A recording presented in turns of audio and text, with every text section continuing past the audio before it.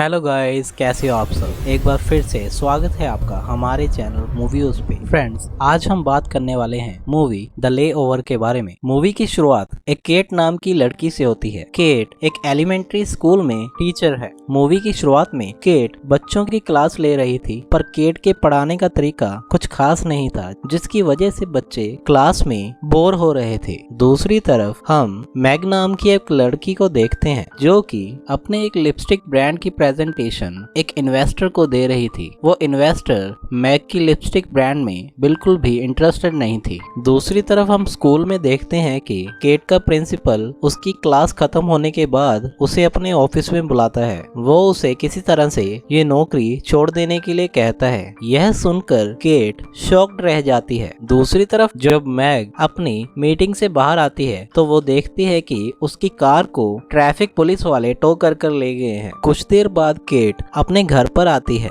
जहां पर वो अपनी रूममेट मैग से मिलती है। यहाँ मैग केट को अपनी इन्वेस्टर के साथ हुई मीटिंग के बारे में बताती है और वो कहती है कि उसकी मीटिंग बहुत ज्यादा खराब रही। यहाँ केट भी उसे बताती है कि किस तरह उसे उसके प्रिंसिपल ने आज जॉब से निकाल दिया। इसके बाद ये दोनों लड़कियां ड्रिंक करने लग जाती हैं और वो दोनों टीवी पर बैचलर नाम का एक शो देखने लग जाती हैं। इसी बीच केट मैग से कहती है कि वो द बैचलर शो के लिए बिल्कुल परफेक्ट है और अगर वो इस शो में होती तो ये बहुत ही ज्यादा अच्छा होता। पर मैग को ऐसा बिल्कुल भी नहीं लगता, क्योंकि वो केट को एक आम सी लड़की समझती है और उसे इस काबिल नहीं समझती कि वो इस शो में आ सके। इस बात से केट को गुस्सा आ जाता है। यहाँ वो मैग से कहती है कि वो शायद इसलिए कंपटीशन के लायक नहीं है क्योंकि वो किसी के साथ भी जाकर सो नहीं जाती। इसके बाद आधी रात को मैग केट को उसके बिस्तर से उठा देती है और वो केट से कहती है कि उन दोनों को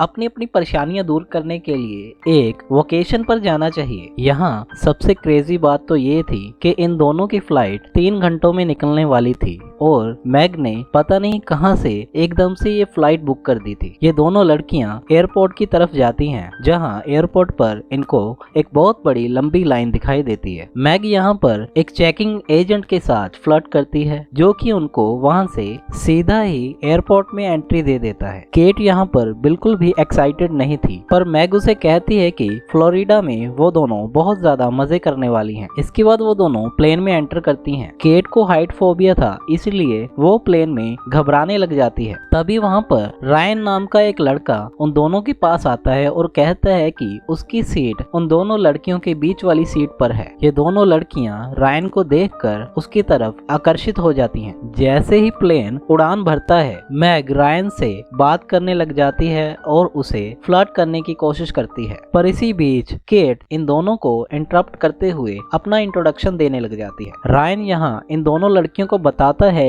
कि वो फ्लोरिडा एक शादी को अटेंड करने के लिए जा रहा है। यहाँ हम देखते हैं कि ये दोनों लड़कियां रेयान के लिए आपस में लड़ने लग जाती हैं, जिससे रेयान इरिटेट हो जाता है और वो अपने हेडफोन पहन लेता है। कुछ देर बाद पायलट सभी यात्रियों को यह अनाउंसमेंट करता है कि एक तूफान की वजह से वो इस प्लेन को सेंट लुइस की तरफ मोड़ रहे हैं और सभी यात्री वहां पर एक होटल में ठहरने वाले हैं जब तक कि ये तूफान थम ना जाए। इसके बाद हम देखते हैं कि दोनों लड़कियां होटल में चेक इन करती हैं। जब वो होटल में रेयान को अपने सामने देखती हैं तो वो दोनों एक्साइटेड हो जाती हैं, ये सोचकर कि रेयान भी उनके साथ होटल में रुकने वाला है। रेयान उन दोनों को उस रात ड्रिंक के लिए इनवाइट कर लेता है। यहाँ मैग ये रियलाइज करती है कि उसके पास पार्टी में पहनने के लिए कोई भी ड्रेस नहीं है, इसलिए वो वहाँ मौजूद एक रिसेप्शनिस्ट से एक ड्रेस उधार पर ले लेती है। वो इस ड्रेस को शाम की पार्टी में रायन के सामने पहन कर आती है, जिसे देखकर रायन काफी ज्यादा इम्प्रेस हो जाता है, पर केट इस बात से काफी जेलस फील करती है। तभी रायन इन दोनों लड़कियों को वहाँ मौजूद एक कपल से इंट्रोड्यूस करवाता है, जिसे वो उसी समय मिला था। तभी टीवी पर चल रही एक न्यूज में इनको पता चलता है कि जो तूफान आया हुआ था वो काफी ज्यादा बढ़ गया है, जिसकी वजह से उन्हें इस होटल में रहने के लिए और समय मिल गया था, जिसको सुनकर वो काफी ज्यादा एक्साइटेड हो गए थे। इस पार्टी में केट और मैग रायन को इम्प्रेस करने की कोशिश करती हैं। वो दोनों उसके साथ डांस भी करती हैं। यहाँ डांस करते हुए मैग बहुत ज्यादा एक्साइटेड हो जाती है और इसी बीच उसकी ड्रेस ऊपर से खिसक जाती है और वहाँ मौजूद एक अनजान आदमी उस उसकी एक फोटो खींच लेता है। इस सब के बाद रायन उन दोनों लड़कियों को उनके फ्लोर पर छोड़ देता है और उनसे कहता है कि वो कल शहर घूमने के लिए जा रहा है। अगर वो दोनों लड़कियां चाहें तो वो उसके साथ वहां जा सकती हैं। जैसे ही रायन वहां से जाने लगता है, केट उसके पास चली जाती है और कहती है कि वो एक्चुअली किसी और फ्लोर पर जाने वाली थी। तभी मैग भी वहीं पर रुक जाती है क्योंकि उसे पता चल गया था कि केट रायन के साथ रुकने की कोशिश कर रही है। दोनों लड़कियां एक दूसरे को उस लिफ्ट से बाहर निकालने के लिए फाइट करने लग जाती हैं और रायन यहाँ इन दोनों लड़कियों को गुड नाइट कहकर सोने के लिए चला जाता है। कुछ देर बाद ये दोनों लड़कियां आपस में झगड़ने लग जाती हैं क्योंकि इन दोनों को ही लगता था कि इनको रायन से प्यार हो गया है। अगली सुबह मैग के कहने पर रायन उन दोनों लड़कियों को लेकर एक बैलून ट्रिप पर जाना चाहता है क्योंकि मैग को पता था कि केट ऊंचाई से डरती है, इसलिए उसने ऐसा किया था। पर केट डिसाइड करती है कि वो भी उन दोनों के साथ बैलून ट्रिप पर जाएगी। पर जैसे ही उनका बैलून हवा में ऊंचाई पर जाता है, वैसे ही केट को पैनिक अटैक आने लग जाते हैं। इसलिए इमरजेंसी में वो लोग बैलून को नीचे जमीन पर ले आते हैं। नीचे आते वक्त ये लोग एक बच्चे की बर्थडे पार्टी भी खराब कर देते हैं। कुछ समय बाद ये तीनों अपने होटल में वापस आ जाते हैं। इतना सब हो जाने के बाद रायन अब इन दोनों लड़कियों की फाइट की वजह से थक जाता है और वो डिसाइड करता है कि वो अब स्विमिंग करने के लिए पूल में जाएगा और वहाँ पर वो रिलैक्स करने वाला है। इधर केट और मैग भी पूल पर एंजॉय करने के लिए तैयारी कर लेती हैं। यह मैग रायन को अपने साथ जकूजी में इनवाइट करती है, पर तभी वहाँ पर कोई और आदमी आ जाता है। इसलिए रेयान वहाँ पर केट के पास जाकर लेट जाता है। तभी वहाँ पर मैग आ जाती है और उन दोनों को पूल में ले जाती है। यहाँ इन दोनों लड़कियों को जब पता चलता है कि रायन को डाइविंग बहुत ज्यादा पसंद है, तो ये दोनों लड़कियाँ इस बात पर कंपटीशन लड़ने लग जाती हैं कि कौन सबसे बेहतर डाइविंग करती है। इसी बीच डाइविंग करते हुए मैग को चोट भी आ जाती है। इसके कुछ घंटों बाद ये दोनों लड़कियां साथ में एक जगह बैठ जाती हैं। तभी वो नोटिस करती हैं कि रायन अपना सूटकेस लेकर उस होटल से कहीं जा रहा है और वो दोनों उसके पीछे चली जाती हैं। यहाँ रायन उन दोनों को बताता है कि वो उस फ्लाइट के चक्कर में यहाँ पर नहीं रुक सकता क्योंकि उसे एक बहुत इम्पोर्टेंट वेडिंग अटेंड करने जाना है। वो बताता है कि वो अभी एक और पैसेंजर के साथ वहाँ से गाड़ी में निकल रहा है। ये पैसेंजर उसे इसी होटल में मिला था। मैग रायन से कहती है कि उसका एक स्ट्रेंजर के साथ इतने लंबे सफर पर एक गाड़ी में जाना बिल्कुल भी सेफ नहीं है। पर रायन अपना फैसला कर चुका था और इसलिए वो दोनों लड़कियों को गुड बाय बोलता है और वहाँ से जाने लगता है। तभी मैग डिसाइड करती है कि वो भी रायन के साथ उस गाड़ी में जाने वाली है। केट भी ऐसा ही करती है, वो भी रायन के साथ जाने के लिए गाड़ी में बैठ जाती है। अब ये चारों लोग फ्लोरिडा के लिए निकल पड़े थे। तभी क्रैग नाम का वो स्ट्रेंजर इन सबको बताता है कि ये 17 घंटों की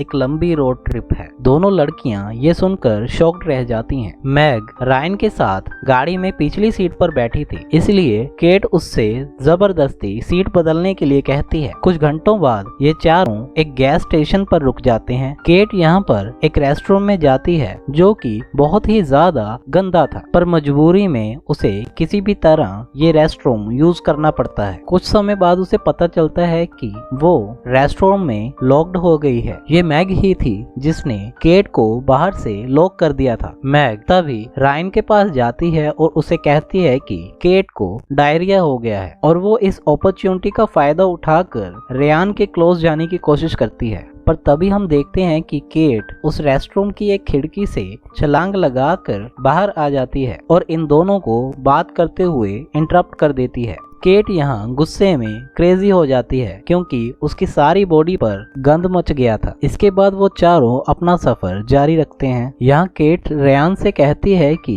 वो उसे उसकी बैक पर मसाज दे। तभी मैग कुछ गोलियां अल्कोहल की बोतल में डाल देती है और ये बोतल वो केट को ऑफर करती है, जिसे केट रिफ्यूज कर देती है। पर तभी क्रैग वो बोतल उठा लेता है और उसे पी जाता है। ये देखकर मैग घबरा जाती है। कुछ देर बाद गाड़ी चलाते समय क्रैग को नींद आ जाती है। और उनकी गाड़ी एक रोड साइन के साथ टकरा जाती है। इधर रायन को ये डर था कि वो कहीं उस शादी पर लेट ना हो जाए। इसके बाद वो चारों रात को रुकने के लिए एक होटल में रूम ले लेते हैं। केट और मैग भी इस होटल में अपना अपना कमरा ले लेती हैं। कुछ देर बाद मैग ड्रिंक करने के लिए उस होटल की बार में चली जाती है। वहाँ क्रैग उसे ड्रिंक करने के लिए ज्वाइन कर लेता है। दूसरी तरफ केट एक वेंडिंग मशीन के पास खड़ी हुई थी। तभी वहाँ पर रायन पहुँच जाता है। रायन केट को देखकर बहुत खुश हो जाता है क्योंकि केट वहाँ पर अकेली थी। तभी रायन केट के क्लोज आता है और उसे किस कर लेता है। इसके बाद दोनों रूम में चले जाते हैं और ये दोनों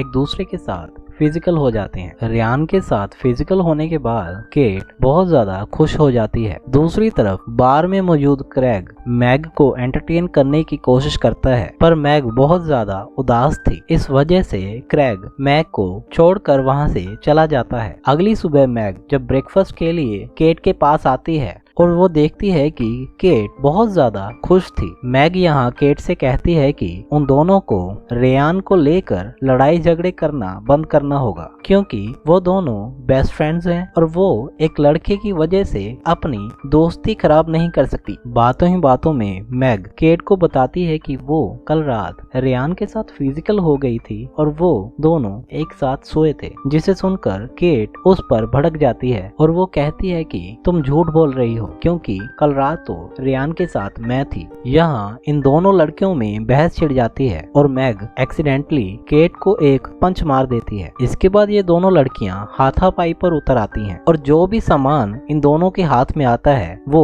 एक दूसरे पर फेंकने लग जाती हैं और तभी वहाँ पर पुलिस को बुला लिया जाता है और इन दोनों लड़कियों को हथकड़ी पहना दी जाती है। तब उन दोनों को क्रैग से पता चलता है कि रेयान तो गाड़ी लेकर वहाँ से निकल चुका है और वो रेयान की फेसबुक प्रोफाइल से चेक करके इन दोनों लड़कियों को बताता है कि रेयान अपनी खुद की शादी अटेंड करने के लिए फ्लोरिडा जा रहा है। इसके बाद केट पुलिस से रिक्वेस्ट करती है कि वो उन दोनों को यहाँ से जाने दे ताकि वो फ्लोरिडा जाकर रेयान की होने वाली पत्नी को बता सके कि उसके होने वाला पति एक बहुत बड़ा धोखेबाज आदमी है। पुलिस उन दोनों लड़कियों को छोड़ देती है। इसके बाद मैग और केट वहाँ से टैक्सी लेकर मियामी पहुँच जाती हैं। कुछ देर बाद वो उस होटल में पहुँच जाती हैं जहाँ पर रेयान की शादी होने वाली थी। वो दोनों शादी वाली लड़की के पास जाती हैं और उसे सारी कहानी बता देती हैं कि उसका होने वाला पति कल रात उन दोनों लड़कियों के साथ हम बिस्तर हुआ था। ये सब सुनकर वो लड़की बहुत ज्यादा गुस्सा हो जाती है और वो अपने पति के पास जाकर उस पर भड़क जाती है। पर तभी ये दोनों लड़कियां देखती हैं कि ये लड़का रेयान नहीं बल्कि कोई और ही था। इसके बाद वो दोनों उस होटल की रिसेप्शन पर जाती हैं और वहाँ से पता करती हैं कि रेयान की शादी कहाँ पर हो रही है। इसी बीच रेयान भी उन दोनों को वहाँ पर देख लेता है और उनकी तरफ भागने लगता है। वो उन दोनों के पास आता है और उन दोनों को शांत होने के लिए कहता है। वो नहीं चाहता कि ये दोनों लड़कियां मिलकर उसकी शादी का सत्यानाश कर दें। इसके बाद ये दोनों लड़कियां रेयान पर भड़क जाती हैं, जिस पर रेयान उसे कहता है कि वो खुद ही तो उसके साथ सोना चाहती थी, इसलिए वो इन दोनों लड़कियों के सामने रिक्वेस्ट करता है कि वो यहाँ पर कोई भी सीन क्रिएट ना करें। तभी वहाँ पर रेयान की होने वाली वाइफ भी पहुँच जाती है, पर ये दोनों लड़कियां रेयान की होने वाली वाइफ के सामने कुछ भी नहीं बताती। इसके कुछ टाइम बाद मैग क्रैग के ज्वेलरी स्टोर पर जाती है और वो रियलाइज करती है कि वो क्रैग के साथ बहुत ही ज्यादा रूड थी। तभी वो क्रैग को किस कर देती है। उसी शाम जब केट और मैग मिलती हैं तो वो ये डिसाइड करती हैं कि अब वो दोनों एक दूसरे के साथ नहीं रह सकती और वो दोनों एक दूसरे से माफी भी मांगती हैं। इसके बाद वो दोनों अपने घर पर चली जाती हैं। इसके कुछ दिनों बाद केट अपने स्कूल में वापस चली जाती है और वो अपने प्रिंसिपल से कहती है कि वो ये जॉब क्विट नहीं कर रही। इसके बाद हम देखते हैं कि मैग क्रैग से वीडियो कॉल पर बात कर रही थी। तभी केट उसे कॉल करती है और अपने रूम में आने के लिए कहती है। वो दोनों पड़ोसी थी, इसलिए मैग केट के अपार्टमेंट में चली जाती है। इसके बाद वो दोनों एक साथ बैठकर द बैचलर्स का नया सीजन देखने लग जाती हैं। इसी के साथ ये मूवी यहीं पर समाप्त हो जाती है। आपको ये मूवी कैसी लगी मुझे कमेंट करके जरूर बताएं।